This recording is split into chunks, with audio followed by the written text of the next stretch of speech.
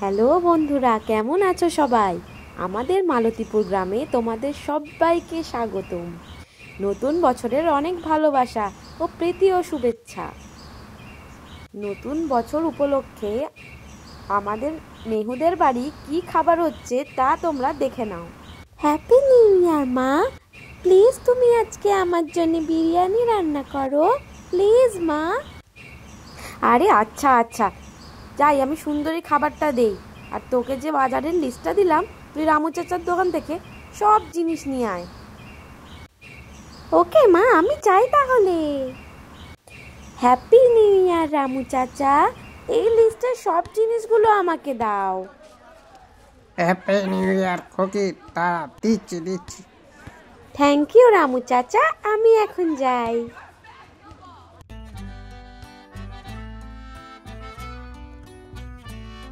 ও মা, সব জিনিস নিয়ে চলে এসেছি।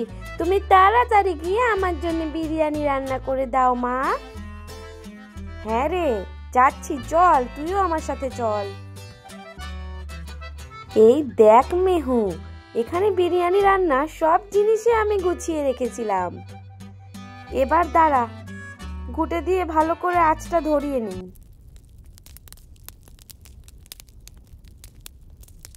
উফ মা, তোমার হাতের বিরিয়ানি আমি কতদিন পর খাবো। তুমি কিন্তু অনেক মজা করে রান্না করো মা। দেখ মেহু, আমি কেমন করে রান্না করছি তুইও শিখে রাখ। তুইও একদিন বড় হয়ে আমায় কিন্তু মজার মজার খাবার খাওয়াস। প্রথমে দেখ, হাঁড়িতে একটু তেল দিয়ে দিলাম।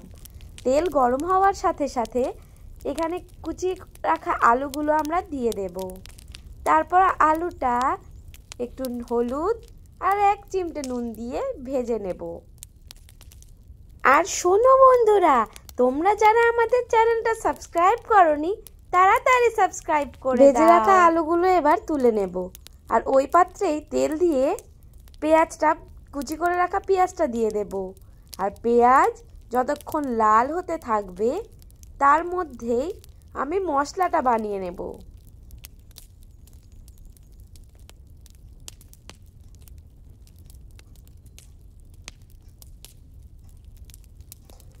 মশলার জন্য এখানে আমরা আদা আর রসুন নিয়েছি।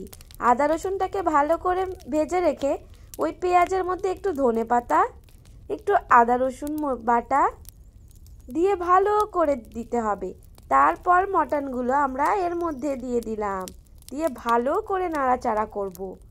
করে একে একে সমস্ত ধরনের মশলা দিতে হবে। এখানে বিরিয়ানি রান্নার জন্য আমি প্রথমে একটু লঙ্কা গুঁড়ো, হলুদ গুঁড়ো, জিরে গুঁড়ো আর কিছু গরম মশলা দিয়ে দিয়েছি। লবণ দিতে কিন্তু ভুলিস না।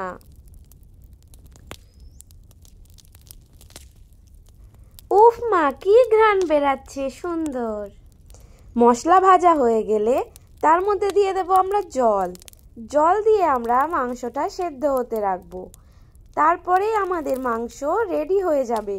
তাহলে এখন ঝটপট করে মাংসটাকে আমরা ঢেকে দেই। মাংস রান্না হয়ে গেলে বিরিয়ানির চালটা আমরা ভাত হওয়ার জন্য বসিয়ে দিলাম। দেখতে দেখতে আমাদের ভাতও হয়ে গেল। এখন আসল কাজ, 3টে মিলিয়ে বিরিয়ানি তৈরি করা। তাই জন্য হাঁড়িতে প্রথমে আমরা একটু ঘি দিয়ে দেব। এখন ঘিটাকে ভালো করে হাঁড়িতে মাখিয়ে নেব। ঘি মাখানোর পর তৈরি করে রাখা মাংসটাও দিয়ে দিলাম। তারপর দিয়ে দেব ভেজে রাখা আলুগুলো।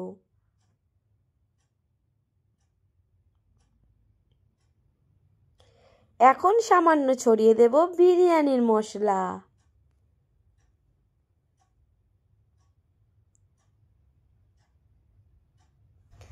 উফ মা, ঘ্রাণে আমার এখনই খিদে দ্বিগুণ হয়ে গেছে। মশলা দেওয়া হয়ে গেলে ওপর থেকে কিছু টক দই দিয়ে দেব। এবার আমরা আমাদের তৈরি করে রাখা ভাতটা ওর উপর দিয়ে দেব। ভাতটা ভালো করে সমান করে নেব। তারপর ওতে দিয়ে দেব একটু সামান্য বিরিয়ানির মশলা। আর আমি আগের থেকেই কেশর জল গুলে রেখেছিলাম, ওটা দিয়ে দেব। ব্যাস আমাদের বিরিয়ানি দমে দেওয়ার জন্য তৈরি। এবার একটা ঢাকনা নিয়ে ওটাকে ভালো করে মুখটা আটকে উনুনে বসিয়ে দেব, ততক্ষণ দম হতে থাকবে। মা মা, ধোঁয়া উঠছে, মনে হচ্ছে আমাদের বিরিয়ানি তৈরি। হ্যাঁ হ্যাঁ, চল খেতে বসি।